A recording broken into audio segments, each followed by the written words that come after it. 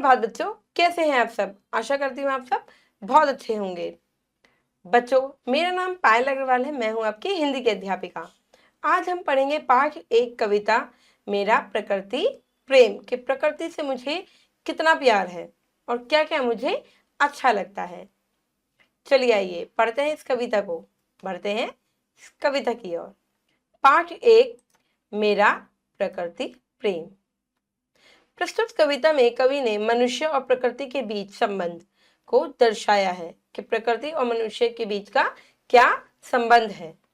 यह कविता प्रकृति के प्रति प्रेम, लगाव और संरक्षण की भावना को व्यक्त करती है। प्रकृति की अनुपस्थिति में मनुष्य और अन्य जीवों का अस्तित्व ही नहीं बचेगा। भाई, प्रकृति के लिए हमें हमें प्रकृति की बहुत ज्यादा जरूरत है। पेड़ पौधों की हमें बहुत जरूरत है।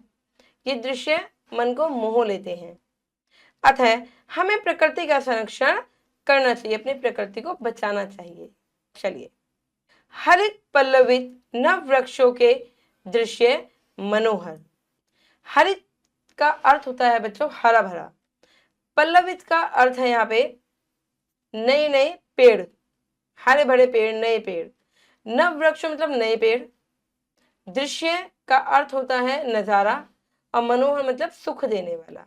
जो हरित, हरे, नई पत्तियां, पल्लवित नई पत्तियां, हरी नई पत्तियां, जहां पे हरी नई पत्तियां होती हैं वृक्षों पे, वो बहुत सुख देने वाली होती है, मन को मोह लेने वाली होती है। होते मुझको विश्व बीच हैं जैसे सुख कर। विश्व मतलब संसार, सुख कर मतलब आनंद देने वाला, सुख देने वाला। ऐसे दृश्य मन को सुख देते हैं। संसार में ऐसे दृश्य ही अच्छे लगते हैं। सुख कर वैसे अन्य दृश्य होते न कभी हैं, उनके आगे तुझ परम वे मुझे सभी हैं। ऐसे दृश्य मन को मोह लेने वाले होते हैं और इन दृश्यों के आगे तुझ मतलब छोटा, छोटे ही लगते हैं सारे दृश्य।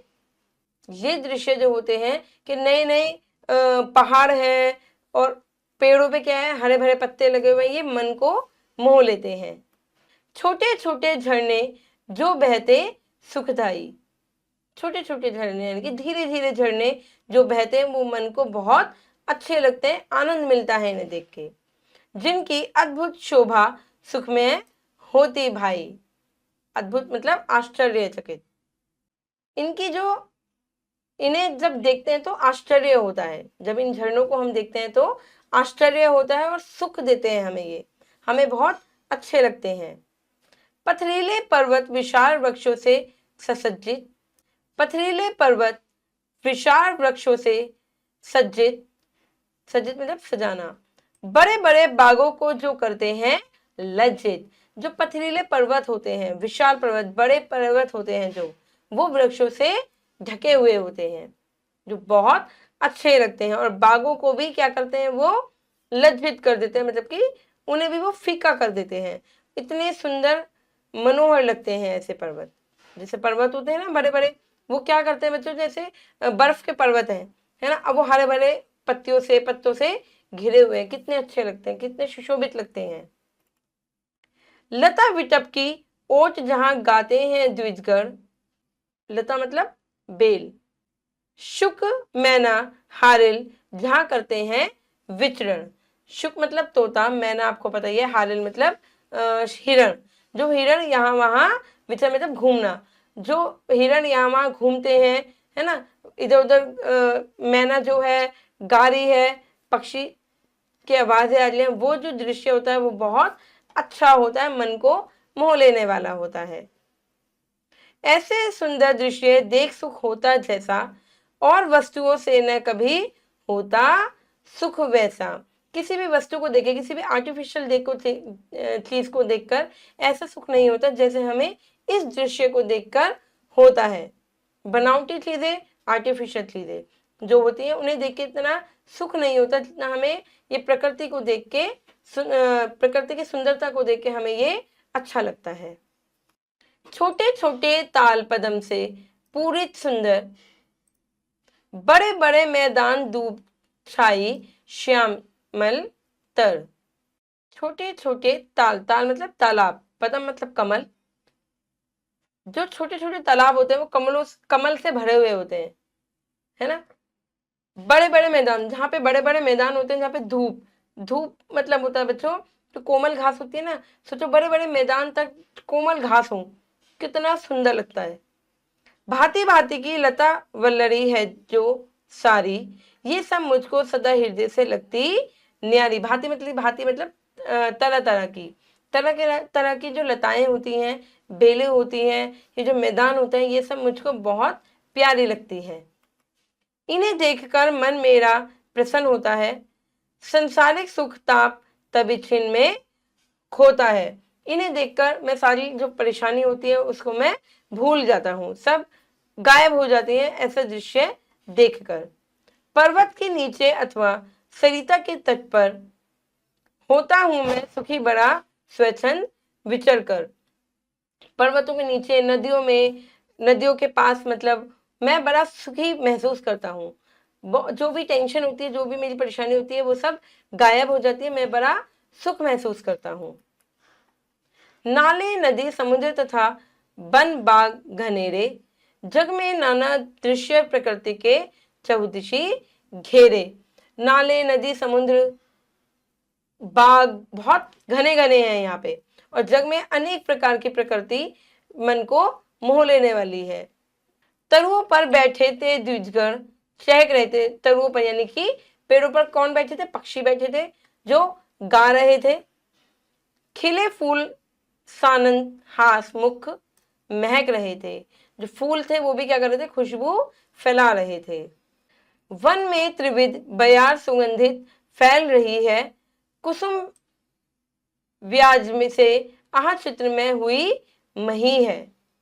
चारों तरफ वन में क्या हो रही है भाई? फूल है तो क्या हो रहा है? सुगंध, खुशबू फैल रही है चारों ओर, और मन, जो हमारा चरित्र है, वो बहुत अच्छा लग रहा है, मन को बहुत मोहने वाला हो रहा है। बौर अंब कंदम, बौर अंब कंदब सरस सौरभ फैलाते, गुनगुन करते भ्रमण वृंद उन पर मंजराते। जो भौरे हैं उन फूलों पर क्या कर रहे हैं? मंजरा रहे हैं, जो बहुत अच्छे लग रहे हैं। इन दृश्यों को देख हृदय मेरा भर जाता, बार बार अवलोकन कर भी नहीं अघाता। ऐसा लग रहा है बस इस दृश्य को देखता ही जाऊं मैं, इतना मन मोह लेने वाला हो रहा है कि बस इनको, छोटे छोटे झरने, पर्वतों को, पेड़ों को मैं देखता ही रहूं। देखो नित नव विविध प्राकृतिक दृश्य गुणाकर, यही विनय मैं करता तुमसे, तुझसे है करुणा कर। बच्चों, प्रकृति से ही सब कुछ है। प्रकृति से कहते हैं छेड़छाड़ मत करो। प्रकृति से हमें छेड़छाड़ नहीं करनी चाहिए, क्योंकि प्रकृति से ही हम हैं। सोचो आप इतने अच्छे अगर कहीं पे वातावरण आपको मिल जाए तो आप कितने सुख हो जाओ, कितने सुखी से आप जीवन व्यतीत करो, आनंद आ जाए आपके जीवन में। चलिए बच्चों, आगे बढ़ते हैं, करते हैं अभ्यास। सही विकल्प पर सही का निशान लगाएंगे। नव वृक्ष कैसे हैं भाई? पल्लवित भी और हरे हैं तो दोनों हैं। सी यानी कि प्रकृति के दृश्य कैसे होते हैं? सुखकर, आनंदमय भी होते हैं, सुंदर भी होते हैं, दर्शनीय भी होते हैं, पर सुख, जो सुख देने वाले हो। पर्वत किससे सजे होते हैं? पर्वत पर्वत किससे सजे हुए हैं? वृक्षों से सजे हुए हैं, नए नए वृक्षों से सजे हुए हैं पर्वत। कविता में पक्षियों का उल्लेख है, शुक का भी है, तोते का भी है, मैना का भी है और हारिल का भी है, क्योंकि ये सभी। चलिए आगे बढ़ते हैं बच्चों, करते हैं पंक्ति पूर्ति। कविता की पंक्तियों को पूरा कीजिए। चलिए बच्चों, कविता की पंक्तियां पूरी करते हैं। छोटे छोटे झरने जो बहते सुखदाई, छोटे छोटे झरने जो बहते सुखदाई, सुखदाई, जिनकी अद्भुत शोभा, जिनकी अद्भुत शोभा, सुख में होती भाई,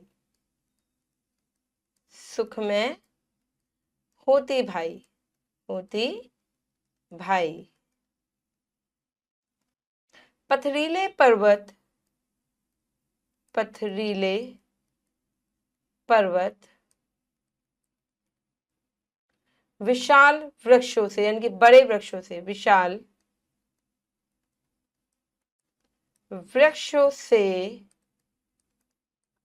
से सज्जित बड़े बड़े बागों को जो करते हैं लज्जित, जो करते हैं लज्जित। चलिए दूसरा करते हैं बच्चों। वन में त्रिविध बयार सुगंधित फैल रही है।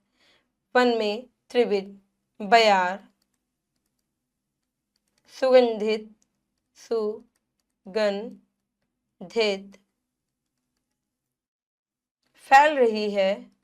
फैल रही है।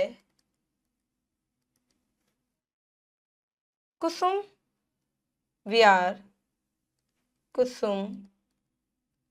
व्याज से आहा चित्र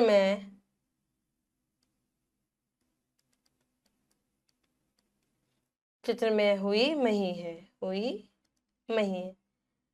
बौर अम्ब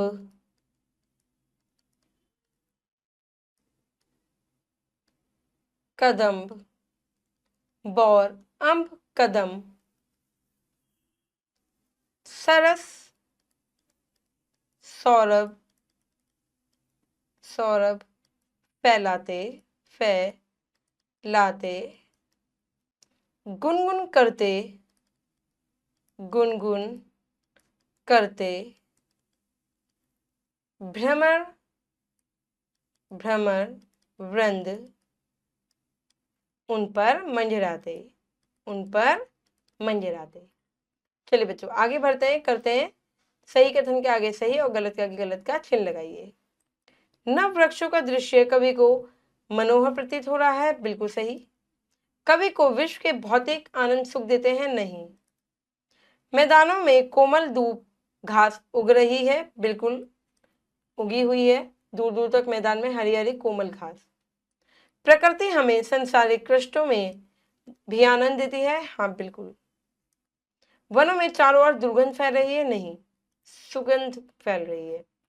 चलिए बच्चों ये प्रश्न उत्तर है, व्याकरण है, आपको अपना आप से करनी है।